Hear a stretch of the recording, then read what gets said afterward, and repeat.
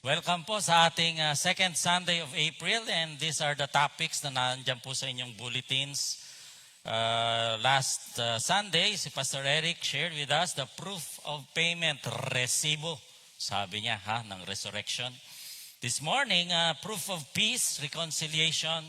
Next week, si Pastor Kenny Garcia, ang resurrection as a proof that we have an intercessor. And on last Sunday, Pastor Tim will join us for the proof of power, the resurrection power for our sanctification. And this morning, proof of peace, reconciliation, and ang ating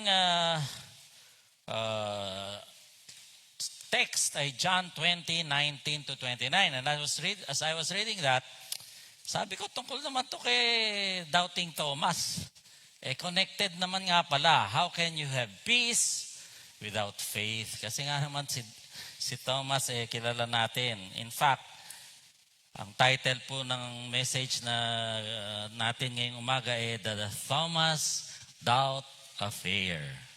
The Thomas Doubt Affair. Nako, hindi pa buhay. Noong 1968, ang maraming tao nang nagkaroon ng isang sine tungkol sa isang bored billionaire na walang magawa sa buhay, kaya challenge niya ang sarili niya na magnakaw ng isang bangko. Ito ay ni-recreate noong 1999 na ang ninakaw naman ng bilyonaryo na to ay isang masterpiece na painting. Yan po yung 99. Tagal na pala niyan. At may mga sine pong ganyan, mga affair, crown, Thomas Crown Affair po ang tawag dyan. At dito ay may isang mayaman, wala nang magawa sa buhay at pera, kaya gumawa siya ng paraan na challenge sarili niya, tinitingnan niya kung mahuhuli siya ng mga otoridad. Nung nagbabasa ako ng John chapter 20, sabi ko, kakaiba rin ito sa Thomas Crown Affair. Yung lugar ay hindi bangko o hindi art museum na pinagnakawa. Ang lugar po ng pinangyarihan ay isang maliit o siguro malaki ring kwarto yun na nakalock, double bolt, ang nakalock ang pinto. And what is at stake was not millions of dollars, but eternity.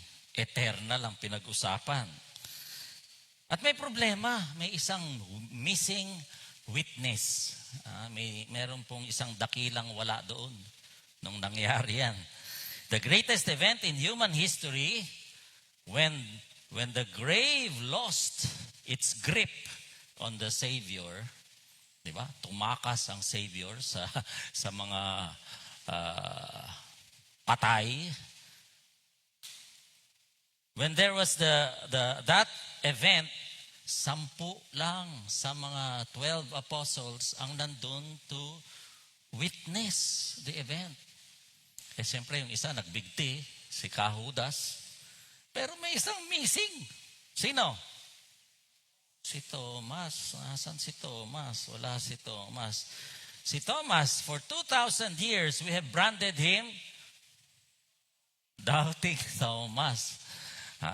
Nakatato na yata sa pangalang Thomas yung doubting. But this morning, I want to present na si Thomas po, hindi lang yung tao na parang kinu-question parati ang motibo ng iba. Kundi siya rin ay parang investigador. Investigador who refused to settle for second-hand information. Hindi sapat sa kanya ang marites. Ayaw niya ng rumor. Gusto niya reality. Totoo ba yan o hindi? He didn't want a story. He wanted the person himself. Welcome to the Thomas Doubt Affair. Today, we're going to see how Jesus handles a man who demands evidence. And how he moves from the affair of doubt to the certainty of faith. Tayo po tayo, pagbasahin natin to responsively. John chapter 20, verses 24 to 29. Kalahati lang ng buong passage na titingnan natin ngayong umagang to. Basahin ko yung una, sagutin niyo ako sa pamagitan ng second verse, and so on. Verse 24. Now Thomas, also known as Didymus, one of the 12, was not with the disciples when Jesus came.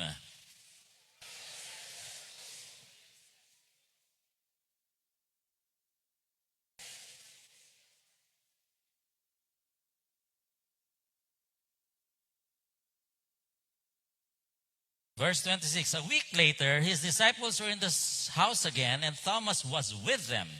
Though the doors were locked, Jesus came and stood among them and said, "Peace be with you."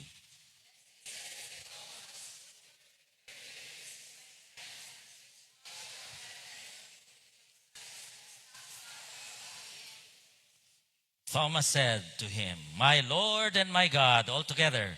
Then Jesus told him, "Because you have seen me, you have believed. Blessed are those who have not seen and yet have believed." Father in heaven, we thank you for your word.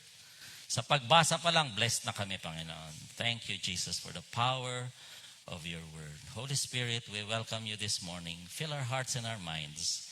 May we not just increase knowledge, information, but may you move our hearts and move our hands and move our feet and move us into action. Let your words proceed from your mouth this morning, and let it not return to you empty without accomplishing the purpose for which you sent it. In Jesus' name, amen. The Thomas Doubt Affair. It begins on Resurrection Day. Nung pong Resurrection Day mismo, 5 times nagpakita si Jesus mismo. Una, kay Mary dun sa libingan. Pangalawa, may mga iba't ibang babae rin na nakalista dun sa ating Gospels. Pangatlo, kay Peter, nagpakita din kay Peter lang. Pang-apat, dun sa 2 disciples na naglalakad papunta sa bayan ng Emmaus. And this passage na binasa natin, 5th time. So let us begin with the documentary evidence in verses 19 to 20, which reads, sabi po dyan, on the evening of that first day of the week, Sunday po yan, Sunday yan. Ano po nangyari? The disciples were together, the doors were locked for fear of the Jewish leaders. Jesus came and stood among them and said, "Peace be with you." Anong nakikita po natin dyan? Tayo po ay may fear factor. The disciples were paralyzed with fear. Siguro kinandado, may kadena pa, may fingerprint pang ganon. Para lang sila secure. This is the first day of the week, Sunday. Hindi po ito Sabbath. Wala pong Christian Sabbath. Sunday po talaga sila nag-meet. Yung Sabbath po ay talagang pampitong araw sapagkat yung Sabbath ay law. Based on the law, you work 6 days and rest on the Sabbath day. Yung Sunday, naging kagawian na nila at ito yung unang pagtitipon nila after Jesus rose from the dead. So yung mga believers pala, sila yung nagsimula na every Sunday sila nagmi-meet. Kasi yun ang resurrection day. So yung resurrection Sunday pala ay parang symbolism din ng grace. Bakit? Kung yung law says work 6 days and rest, ay yung salvation po natin, rest. Wala man tayong ginagawa. Tayo ina-save. By grace, through faith alone, in Christ alone, tayo na naligtas.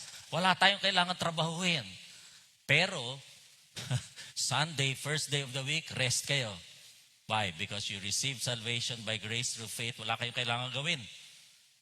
But after that, magtrabaho kayo, For you were saved, not for yourselves, but for the one who saved you. Kaya work after Sunday. So, makita po natin na hindi naman pinalitan ni Jesus yung Sabbath. In fact, nung Sabbath, nagpapahinga si Jesus sa tomb. Di ba? Black Saturday, patay daw ang Diyos. Yun po yung Sabbath.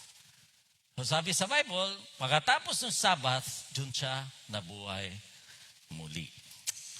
The disciples were locked in paralyzed fear. Dahil po sa mga Hudyo, bakit? Yung amo nga nila, pinatay, di sila na next. Di ba? Yung pinaka-boss nila. Pag yung boss pinatay, sunod na kayo. Sa Roma po kasi, sa kultura ng Roma, kapag yung pinaka-boss ng household pinatay, lahat ng slaves patay. Kahit walang kasalanan. Ganun po yun . So nagtatala po, syempre ay takot. Di parang tayo rin ngayon. Kasasabi lang ni Ate Micah, ang daming kinakatakutan natin lahat ngayon . Di ba? Nung nagera, pati tayo damay, wala man tayong kinalaman dun. Gera sila, layo-layo. Bakit po? Kasi daw po sabi, Nakita niyo ba yung ano? Kasi daw po sabi, love your enemies.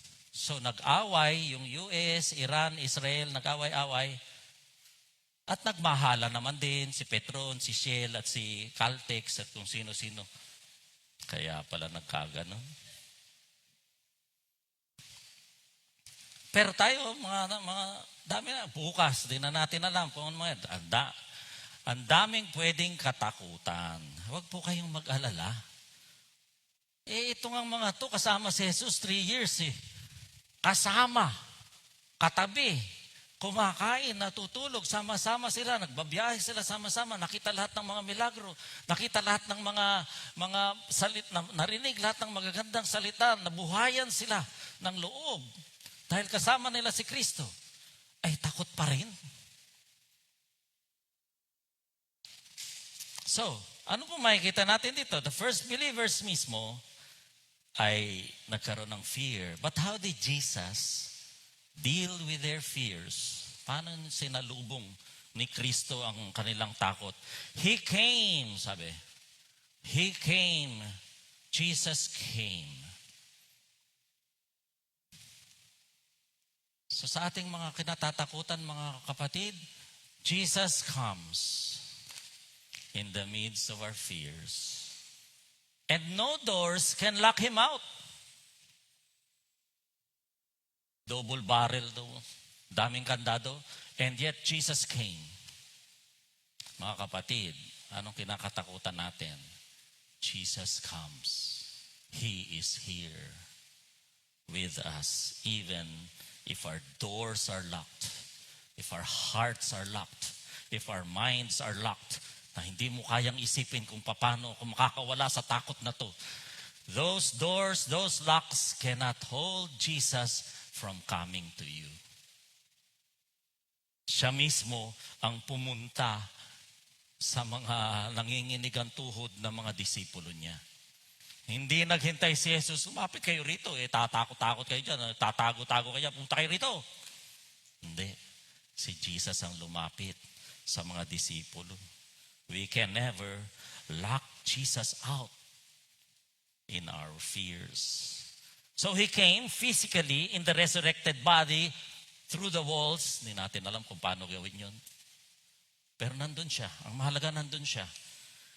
And what? He came in peace. Sabi niya, peace be with you. Siguro kung ako yun. Ang ginagawa nyo rito, tatago-tago kayo rito. Patapos 3 taong ko kayo kasama, nakita nyo ng mga milagro ginawa ko, itong mga salitang pinanitutap sa'yo, tatago-tago pa kayo dito. Ganun siguro, sinatsatang ko na sinermonan. Hindi sinumbatan, hindi pinagalitan. Hindi sinasante, you're fired. Hindi, peace be with you. Sabi ni Jesus. Pahinahon, nakakakalma ng spiritong takot yung mga salitang yun. Peace be with you. At yung peace na yan, dinedeclare niya ngayon, nandito, buhay ako. Sabi niya, buhay ako. Buhay ako, tingnan niya, buhay. I died to pay for your sins. And that payment was accepted by God, kaya buhay ako. Kung hindi tinanggap yung kabayaran na yun, patay pa ako. Yun ang ibig sabihin nun. Kaya pwedeng sabihin ni Jesus, peace be with you. Bayad na eh. May peace ka na with God. Huwag ka nang matakot. Ano bang dapat katakutan? Impyerno ang kailangang katakutan, mga kapatid. Impyerno. Yung cancer, lahat naman tayo mamamatay. Cancer o hindi. Tumawid ka nga lang sa Commonwealth eh. Malapit-lapit ka na. Kahit papanong paraan. Mamamatay tayong lahat. What comes after death? Yun ang dapat katakutan. Kung hindi pa natin alam kung saan tayo pupunta, ay dapat lang matakot kayo. Dahil eternity ang usapan dito. Hindi dollars, hindi. He came in peace. Not in rebuke. Hindi pananumbat. To present what? The body of evidence. His own body. He showed them His hands and His side. Not only did He come to them in their fears with peace, but He came with the assurance that He is indeed alive. Siya ang Exhibit A, kung ito po ay isang proceeding sa court hearing, Your Honors. I present Exhibit A, the marks on my hands, the marks on my side. Halika kayo, tamahin nyo. Sabi niya, tingnan niya, tingnan. Ilusot nyo, baka lumusot pa, sariwa pa. Totoo ang buhay ako, sabi niya. He gave them an assurance. And that same assurance is with us. Even after 2,100 years, He is still alive. In the midst of our fears, He comes. In the midst of our fears, He comes with peace. In the midst of our fears, He comes with a body of evidence. Proof. Resibo. May kapayapaan ka na sa harap ng Diyos dahil tinanggap mo na siya. It was not just an identification or a resibo. It was the body of evidence that proclaims that we have peace with God. So, ano naging reaction? The disciples were overjoyed when they saw the Lord. Imagine mo nga naman, nakita mo naman talagang nandun siya nagdudugo nalakutan nga hindi ko lang alam kung nandun pala yung 10 yun, nagtatago pala yun, siguro nagtatago silang sa crowd, sumama sila sa crowd, kasi di ba nagtakbuhan silang ganon? Tapos ng crucifixion, sino lang nandun? Si John, yung nanay ni Jesus, di natin nga alam kung nandun si Pedro, siguro nagtatago silang lahat. Pero nakita nilang namatay, tapos ngayon buhay, siya nga. Nandito nga, yung sugat, nandyan. They were overjoyed. So from the paralysis of fears, it turned into praise. Nakaka-paralyze talaga ang fear, mga kapatid. Minsan, na-shock ka na lang, dumadating na yung out of control na kotse. Napaparalyze yung iba, hindi na makagalaw o di tinamaan, hindi makareact. Meron po talagang ganun, paralysis of fears. So the disciples were overjoyed. They moved from paralysis to praise. Saan kaya natutuwa ang Diyos? Sa paralysis o sa praise? Maganda yung kanta natin kanina, yung praise, Basta, praise daw tayo instead of fear. No? Natutuwa ang Diyos sa ating praises and worship, thanksgiving. Sa gitna ng inyong katakutan, buhay na si Kristo 2,100 years ng buhay. Wala man tayong overjoy dito. Walang underjoy. Ang meron dito, under. Hindi na makita yung overjoy. Praise and worship. Hindi makataas ng kamay. Naligo ba kayo? Pati kayo makataas ng kamay. Pero pag nanonood kayong basketball, last 2 seconds, na-shoot, 3-point shot, 35 feet. Nakanganga lahat. Nakanganga. At tapos, pag na-shoot talaga, anong gawin niya? Di ba tumatalong-talong pa kayo? Para kayong mga baliw, pag ganon. Minsan lang manalo yung UP na yan sa 36 years. Gaganon ka lang.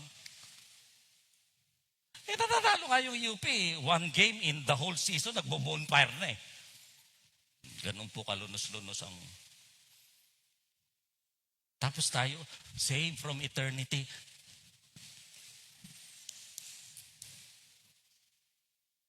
Para kayong may paralysis.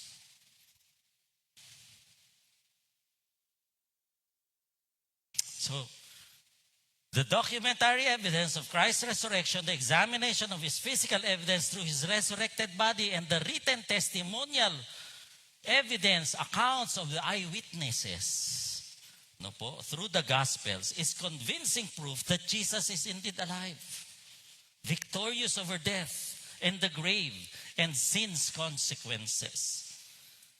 So mga kapatid, ngayon, hindi na nga tayo dumaan doon sa first century na paghihirap Dapat tayo talaga yung nakikinabang sa resurrection na yan. So let's show it. We should live, we should pray from a point of view of victory, lalo na kung maunawaan natin that we have the divine power, empowerment. So, ang nangyari, nung mas masana yung mga disipulo, natahimik na, kalmado na sila, nasaya na sila kasi nandun na talaga si Jesus, buhay na talaga sila. So, nagkaroon sila pag-asa, kung sila man din ay mapako sa krus, mabubuhay din sila. Kaya sila masaya. Hindi na, wala nang kapangyarihan ng kamatayan sa kanila. Matapos na mapayapa ni Jesus ang kanilang kalooban, anong nangyari? Sa pamamagitan ng paglapit sa kanila, He came to them, He assured them, He presented His body to them, He declared peace to them, the peace of God, the peace with God. Tapos nag-joy sila, naging joy. Anong nangyari po dyan? And again, Jesus said, peace be with you. Inulit po niya.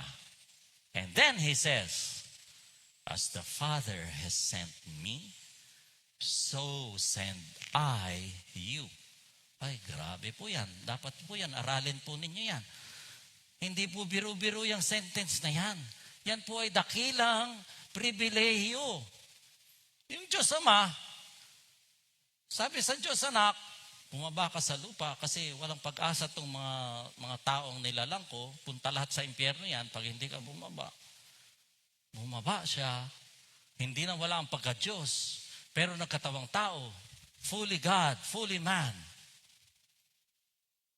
Pagkatapos, binayaran kasalanan, nabuhay muli. This same God who became man now tells me, as the Father has sent Him, so He is sending me. Kaya sabi ni Pablo, tayo ay mga Christ's ambassadors. Sino sa inyo ang may kilalang ambassador? Sa dalawa. Ayan, yung mga, dalawa lang sa inyo, mga mahigit kayong 100 dito. Tingnan nyo nga yung kaliwat kanan nyo, tingnan nyo yan. Tumingin, huwag sa akin, tumingin sa... Ayan, tingnan nyo. Paniwala kayo, hindi, kung yan ay kapatid nyo kay Kristo, ambassador yan. Amen? Wala ngang bansa. Kasi kaharian ng Diyos ang nire-represent niyan. Parang hindi pa rin kayo masaya. Ano, bakit? Ang gusto nyo, pakotse kayo, pa-driver, pa-bahay, pa-aral. Ganong klase ang iniisip natin sa ambassador. And paano po ang ginawa ni Jesus dyan? He gave them a second chance. Itong mga palpak na disipulo na to, ang mga cowards, mga duwag, nagtakbuhan. This was their second chance. Even though pumalpak sila, believe pa rin si Kristo sa kanila. Ganon din tayo mga kapatid. Ilang beses na tayo pumalpak. Aber, hindi lang isa, dalawa. Nth time, binibigyan tayo ng Diyos ng chance. Believe pa rin si Kristo sa atin. Why? Because He not only gives us this commission, hindi ka inutusan. O sige, punta ka doon. Binigyan ka rin ng this is the Great Commission in a different version. But He did not stop there. He gave us the breath of fresh power. Sabi po ito sa verse na yan, with that He breathed on them, receive the Holy Spirit. Mga kapatid, nauna yung utos, authority. As the Father has sent me, I now send you. And then He gave them the power. Kung tayo po ay mga Kristiyano, ay binigay po sa atin yan nung tinanggap nyo si Kristo bilang Panginoon na tagapagligtas, tinanggap nyo na rin po yung power na yan from the Holy Spirit. Jesus declared our peace with God, peace of God. Jesus sends us to be His extensions, and He sends us not on our own, not with our own resources. Bahala na kayo, hindi. When He sends, He also enables. With power from on high, power of the Holy Spirit, the same power that raised Jesus from the dead, the resurrection power is in us. Sabi po yan sa Bible. So Jesus assures us, Jesus enables us, and these truths should crowd out our fears, mga kapatid. Kahit gaano karaming fears ninyo, pag balik tayo sa katotohanan na may assurance ka na nandito si Kristo kasama mo. May assurance ka na may Holy Spirit power ka sa'yo. Binigay na ni Kristo. Natandaan nyo sa Genesis, gumawa ng yung putik. Paano nabuhay yung putik? Hiningahan. Ha? That was for the physical body creation. Ngayon, hiningahan din sila. What for? Spiritual rebirth. A new creation. Because the life is in the breath. Kaya po tayo, when we proclaim the gospel, doing what Jesus did in the power of the Holy Spirit, dahil tayo sinugo, the result is reconciliation. Ngayon, ito sabi. Basahin nga, ready, go. Basahin yung verse. If you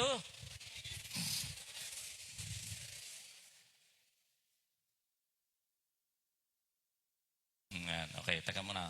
Baka naman isipin nyo, yung 10 na nandoon, meron silang power, na kung sino lang patawarin nila, yun lang puntan langit. O bago kayo lumabas dyan at magagaganyan kayo, pinapatawad ng kasalanan mo at kung anong gagawin nyo. Ang sabi po ng isang commentary, it must not be interpreted to mean that Jesus gave this group of people lang the right to forgive sins. At sila ang magpapapunta sa langit ng mga taong to, mga ibang tao. Jesus spoke in similar words sa Matthew 16, but He was not setting aside the disciples as spiritual elite. Sila lang. To deal with the sins of the world, remember, wala naman yung ibang disciples doon. O the missing Thomas, wala pa tayo doon sa bida ng ating kwento, At marami po doon, hindi lang yung 10 ang nandun. Nandun siguro din yung disciples na naglakad sa Emmaus, natatandaan nyo. Nandun din yung mga kababaihan. Okay? So wala pong spiritual elite dito. Sabi po ng Greek scholar na Julius Mante, ang mas tama daw pong translation ay ganito. Whosoever sins you forgive shall have already been forgiven them. And whosoever sins you retain or do not forgive shall have already not been forgiven them. So, ibig sabihin niyan, kung meron po tayong share ng gospel, at yung unbeliever na yon ay nagtiwala sa Panginoon bilang tagapagligtas, sincerely, in faith, sa puso niya, tinanggap niya si Jesus bilang tagapagligtas. We, mga Kristiyano, mga kausap ni Jesus, doon sa room na yon, we have the authority to declare that their sins have been forgiven kasi po, tinanggap na nila yung bayad ng kasalanan, si Jesus. Parang, ilang beses ko na sinabi sa inyo dito na kapag nagtiwala tayo sa nangyari 2,100 years ago, bayad na lahat ng kasalanan nyo. Ako ba nagpabayad nun? Hindi. Doon pa rin. But we can declare. We have the authority, the right to declare, to proclaim na napatawad ng kasalanan mo kasi nagtiwala ka na kay Jesus. Hindi ako. Naintindihan ba yan? So, wag po tayong malilito dyan. So, para tayo pong sinasabi na ang lahat ng mananalig na tumanggap kay Jesus, sinasabihan natin sila na pinatawad na ang kanilang mga kasalanan. Diyos lang ang pwede na magpapasok sa langit. Ngayon, kung nagtiwala tayo, dahil sa ginawa ng Diyos para sa atin, then tayo po, ang sins natin ay forgiven. At dito na po papasok ang ating bida. Sino yung ating bida? Thomas. Sino ba si Thomas? At then third and last part of our narrative brings us to the doubt eradicator. Basahin natin yung verse. Now Thomas, also known as Didymus, ibig sabihin ng Didymus, twins. One of the 12 was not with the disciples when he came. Wala po siya doon. Ano nga ibig sabihin ng ATM? At the moment. Galing. LOL? Hindi nyo alam? LOL? Laughing out loud. FOMO? Ano yung FOMO? Fear of missing out. Galing ano. Mga kapatid, huwag tayong FAFR. At nga naman yung inimbento mo na yan. Wala lang, pakulo lang. Mga kapatid, huwag po tayong frequently absent for flimsy reasons. Bakit? Pag kayo po ay absent ng absent, anong mangyari sa inyo? Kayo po ay matutomas. Anong nangyari kay Thomas? Dahil absent siya, na-miss niya yung blessing. Kapag may bala kayong umabsent, mag-FOMO na kayo. Kasi mamimiss out nyo talaga yung blessing. Tama? Huwag po tayong absent ng absent. Kasi pag absent tayo ng absent, ang dami na nating blessing na dapat natanggap na miss out na natin. Hindi na mababalik yun. Thomas missed out on the blessing kasi wala siya dun. Wala siya dun eh. At anong blessings yung na-miss ni Thomas? Anong blessing? One, the presence of the risen Christ. Two, yung peace na dineclare niya. Na-miss niya yun. Isang linggo siyang natatakot pa rin kasi absent siya doon sa worship service eh. Oh. Bato-bato sa langit, ang tamaan, buti nga. Ay, absent ka ng absent, di na-miss mo. Oh. Isang linggo, hindi mo nakita si Jesus. Isang linggo, wala kang kapayapaan. Absent ka kasi. Ano pa na-miss niya? Power. Yung hininga ni Jesus and the Holy Spirit. Wala siya doon. Paano niya natanggap yung Holy Spirit na power na yun ng time na yan? Wala eh. Absent. Ano pa? Yung praise and worship time nila. From paralysis to praise. O di isang linggo siyang extra 7 days na paralyzed pa rin si Thomas.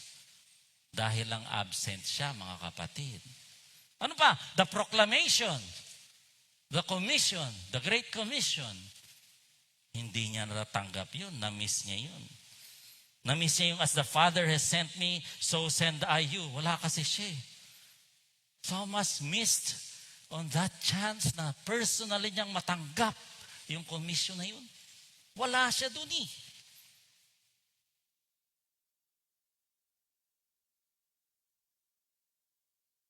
Hindi po natin alam ang dahilan na absent si Thomas. Huwag naman natin siya i-judge. Kasi po, ang pangalan ni Thomas, yung Didymus, ang pangalan ay Kambal. Sa Bible, hindi sinabi kung nasan yung kambal ni Thomas. Alam niyo po kung bakit? Tayo yung kakambal ni Thomas. Tayong lahat. Kakambal ni Thomas. Tama? Bakit? Nagdududa tayo. Absent tayo. Marami tayong namimiss out na blessing. Tayo ang kambal ni Thomas. Because there's a real and present danger when you absent yourself from the community of believers. Talaga pong may problema, may danger po yun. May danger yung being isolated, kung kailan ka malungkot, kung kailan ka galit sa Diyos, nagtatampo sa Diyos, lalo kang hindi sumimba. Lalo ka nga dapat sumimba. Lalo ka nga dapat mag-small group meeting. Dahil sinong kausap mo, pag ikaw lang mag-isa, si Satanas, papapaking ka.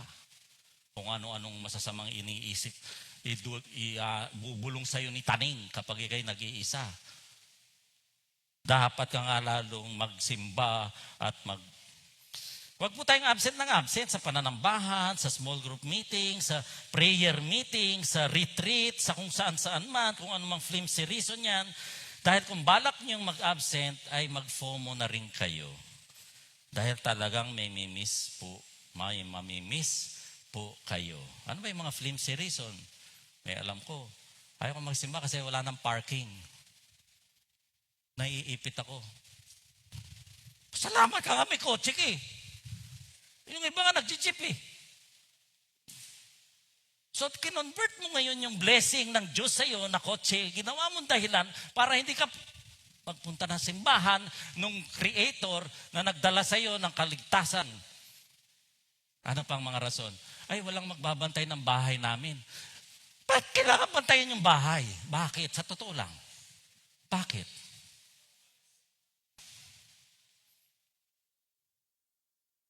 Ay, wala kasing maiiwan sa apo. Ay, di balik kong apo, yung iba aso.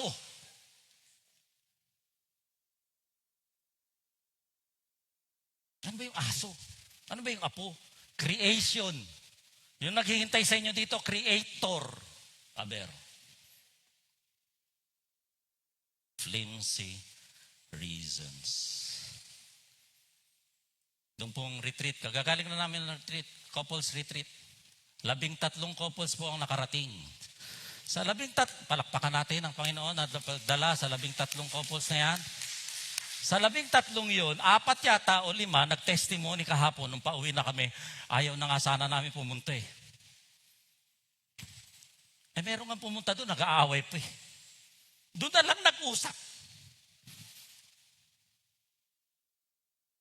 Pero lahat ng testimony nagsabi, buti na lang nagpunta kami.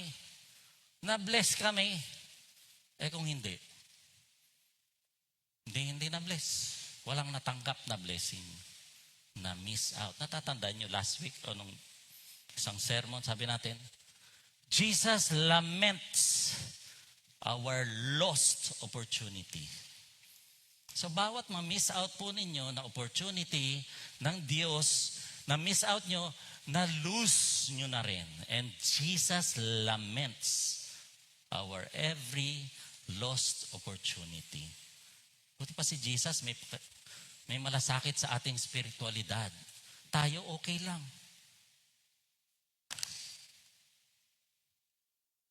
So the other disciples told him, sabi po dito, absent siya.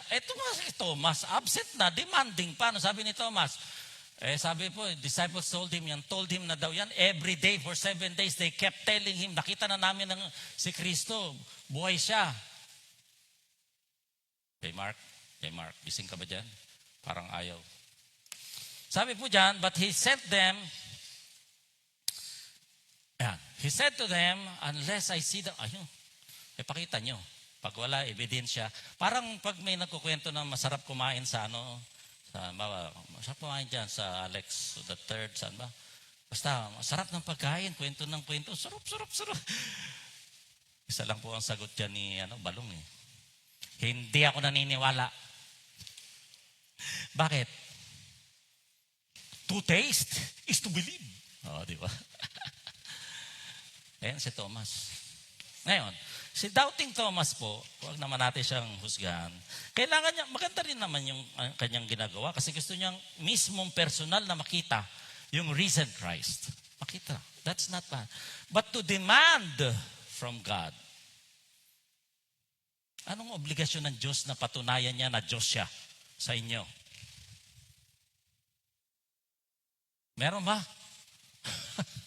Minsan, pinagbibigyan tayo, in this case, pinagbigyan naman ni Jesus, pinagbigyan ni Jesus yung kahilingan ni Thomas. Spoiled si Thomas. Ito na. The week later, sabi, nandiyan na si Thomas, yun yung babasa natin, nakipakita ulit si Jesus. Peace be with you. Ito yung paraan na minit ni Jesus yung pangangailangan ni Thomas. So sabi diyan, again, they were in the house, again, the doors were locked, again, Jesus stood and said, peace with them. Buti nagpakita muli, nabigyan ng second chance si Thomas kasi next Sunday, nagsimba na siya. Amen? Good. Kung may flimsy reason na naman siya, paano? Di wala na. Mga kapatid, kung hindi na maulit, kung bukas dumating na ang Panginoon, na-miss nyo na, nawala na yung opportunity, yung blessing, wala na. Pagdating nyo sa langit, ang daming magagandang naka-gift wrap na mga blessings doon. Lord, para kanino yan? Para sa'yo sana yan. Ba't hindi nyo binigay, Lord? Absent ka eh. Sinisi mo pang Diyos. Absent ka nga. Nagdi-demand ka pa. And so, they said to Thomas, Jesus said to Thomas, lika dito. Kapain mo. Sige. Ngayon, niniwala ka na? Ganun ba? Ganun ba yung tono ni Jesus? Tono ko po yun. Si Jesus sabi niya, put your hand here. Malumana ito. Christ-like talaga. Kung ako yan, tigas ulo mo, halika nga. Ipingutik. Halika dito. Halika dito, tingnan mo to. Ganon, ang bagay doon. Put your finger here. Reach out. Sabi. So how did Jesus meet him in his doubts, his unbelief? Pinagbigyan ni Jesus. Mga kapatid, hindi parating nangyayari yan. Huwag kayong maglilista ng kung ano nung dapat, Lord, matangkad siya. Dapat Medyo tan. Huwag masyadong maputi. Parang anemic naman yun, Lord. Gusto ko, Lord, gwapo. Di baling gwapo, basta Christian. Ay, ano ba yan? May mga demands. Jesus wanted Thomas to stop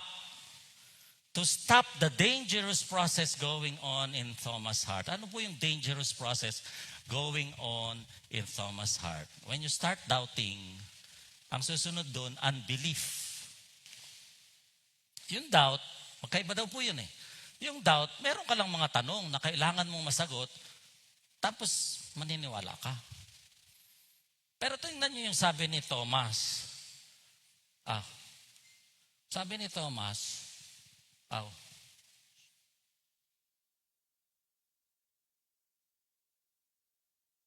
wala na. Sabi ni Thomas, I will not believe. Yun ang unbelief. Nagdesisyon ka na, moral decision to not believe regardless of the evidence. Iba yun. Yung doubt, meron ka lang mga tanong, kailangan mong ma-verify. Okay lang yun. Investigador nga si Thomas, okay yun. Pero kahit may ebidensya na, nagdesisyon ka na, I will not believe. Unbelief na yun, mga kapatid. Yun ang gustong tigilan ni Jesus sa puso ni Thomas at sa puso nating lahat. Stop doubting and believe, sabi ni Jesus. So anong naging resulta niyan? Sa stop doubting and believe. Anong sabi ni Thomas? My Lord and my God. So from demand to declaration, the declaration of the deity of Jesus Christ. Siya ang Diyos. Siya ang Panginoon. Sa buong gospel ni John, may 5 beses na yan ay dineclare. John the Baptist, si Nathaniel, si Jesus mismo, si Peter, the blind man, si Martha, may 5 pa nga, John.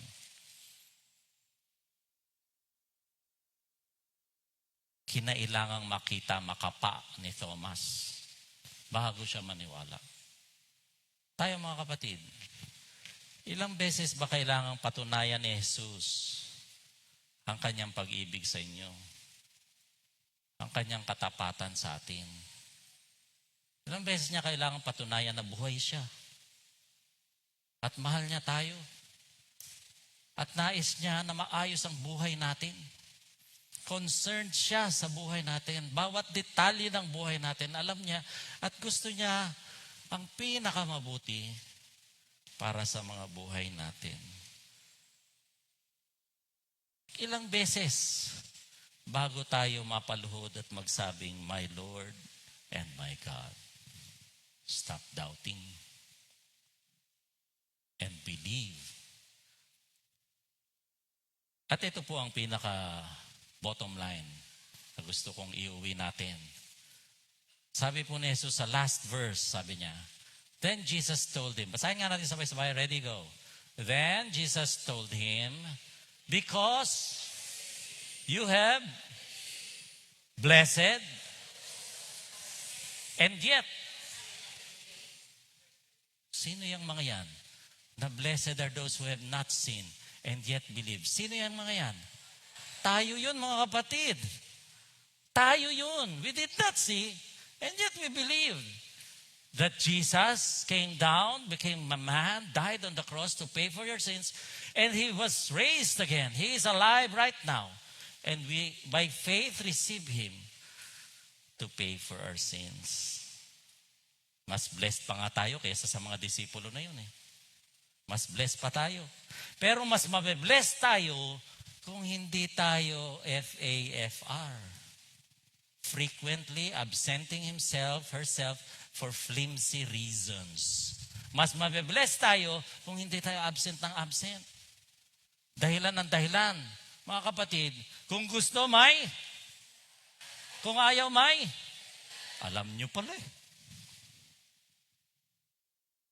Hindi sa lahat ng pagkakataon magkakaroon kayo ng opportunity. Halos lahat ng nag-testimony kahapon sa couple, sana po every year merong ganito. Paano kung wala na? Yung mga hindi sumama, na-miss na.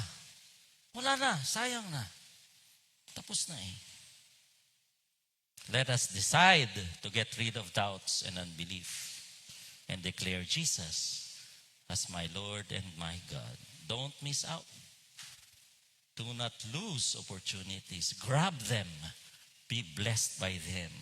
Because faith's blessings come